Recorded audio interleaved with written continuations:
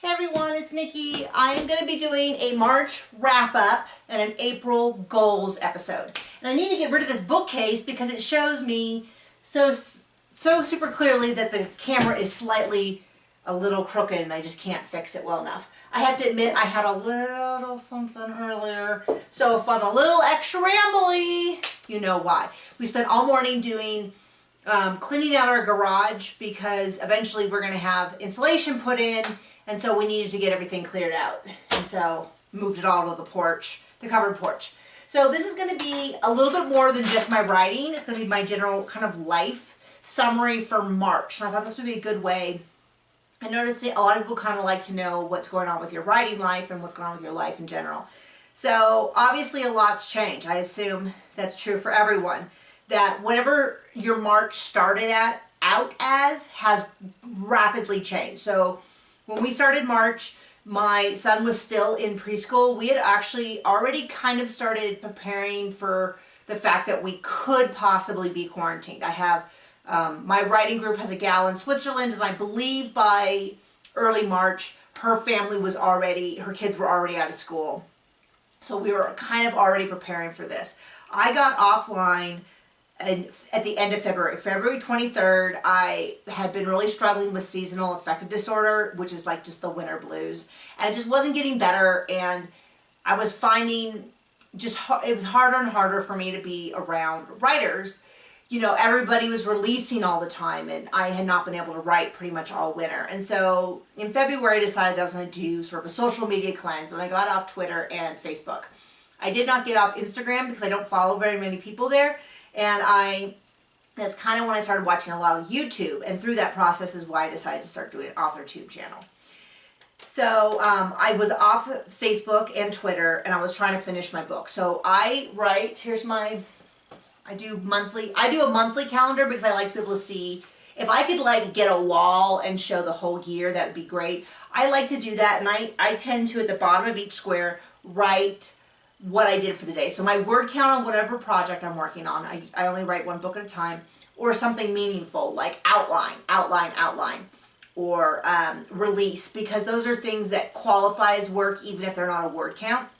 But I've been having so much trouble writing that I had stopped tracking it in my calendar, because when there's like days and days and days of you sitting at a computer and you tried and you can't write, seeing all those blank pages can actually be more harmful to you than useful.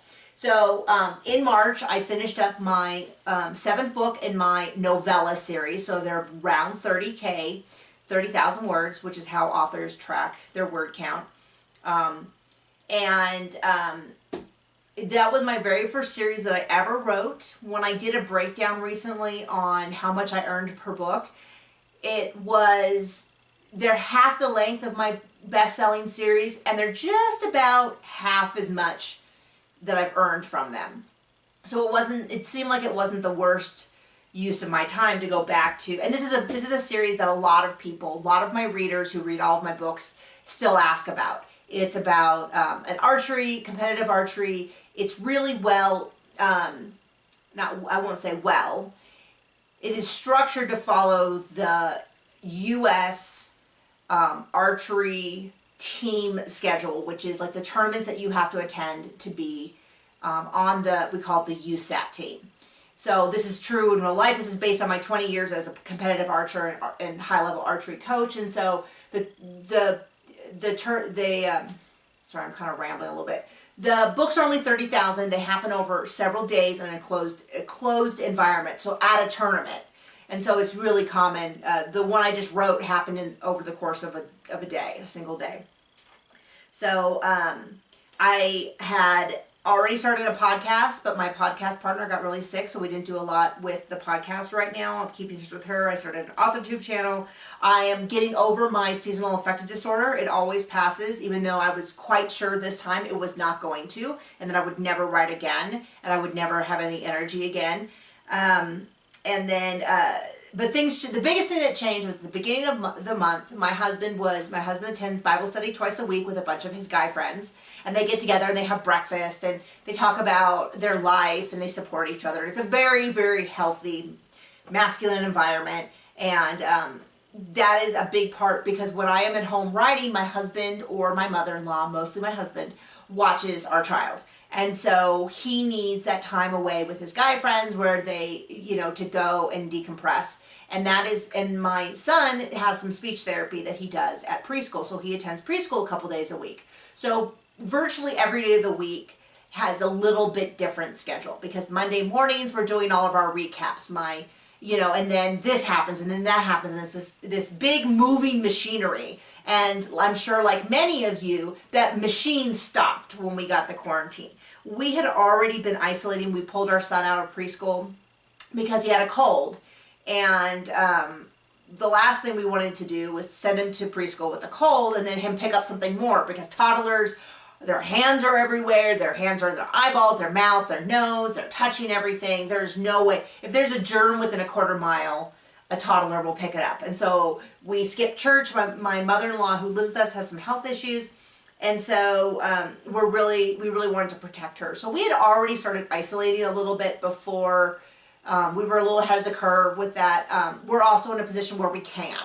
So since I work from home and do everything over the internet, we had the option to do. I know a lot of people don't. I know a lot of people, we went to the grocery store this morning and we're very careful, and the people who work there are still working. So my long way around, my March summary is that I did finish that novella, and I finished the novella on the 22nd, and it's at my development editor, who also does line edits. She is slower, but she is less expensive, and she has been an absolute doll. Probably after my husband, probably one of the most supportive people in my life for my writing. And so I should be getting my book back from her in 2 to 3 weeks. Kind of depends on her schedule. And so looking forward to April. I'm going to continue my podcast. I have a podcast that talks about competitive archery. So if anyone is a competitive archer and wants to talk about sports psychology, it's called Slow X Archery Podcast. It's available through BeanPod or Podbean. I can't remember what it's called. And Apple iPod. It's done with my friend Teresa, who's been very sick recently, but hopefully she'll be feeling better soon, and we'll continue. And the name of the title of the podcast comes from the phrase, better to have a slow X than a fast miss, which means nothing if you're not an archer, but you can probably get it from context. I'm going to continue the videos that I've been doing. I love doing them. I kind of had to get back on Facebook for some stuff, and it was just so bad for my anxiety. I have pretty bad anxiety to begin with, and especially right now, everyone, and understandably so, is at such a high level of stress. It's coming out in unhealthy ways for a lot of people. And I have a lot of friends on my Facebook page because I've done a lot of different things over the years. And so I have a lot of professional contacts, some people that I don't necessarily like all that much. And so I'm going to stay off Facebook. I need to be active again. We've been doing a lot of yard work recently, and it's been really good for my health. And then for writing goals, very specifically, I do my own audiobooks. I record them. They are available on Audible or basically any place that you get you can request them through your library system. Sorry, I'm touching my face, but I swear I'll wash my hands immediately after this.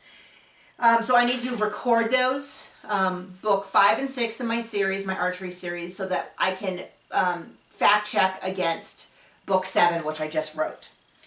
So I want to do that, and I want to write 10K minimum in my next book, which will be the Casino Witch series. It's my most popular series. It is a modern day alternative world, so magic is real, cozy mystery series. So it's very traditional. You find a dead body. She has to solve it using her wits, a little bit of magic. And then the development edits that in my line edits, because they're done at the same time. And development edits are usually high level things like the pacing isn't right, you need another scene here. Or the pacing's too slow and you need to remove this scene and then move all the important information to different scenes. And then line edits, things like this let's move these paragraphs and stuff. So if I get those back, I would like to do them. So what are your goals for April, your writing goals for April? And how did March go for you? Writing, life, survival, you know, are you hanging in there? Anything that is relevant, hit me up in the comments, and I would love to hear. Don't forget to like and subscribe so that you can stay in touch. Thanks a lot, guys.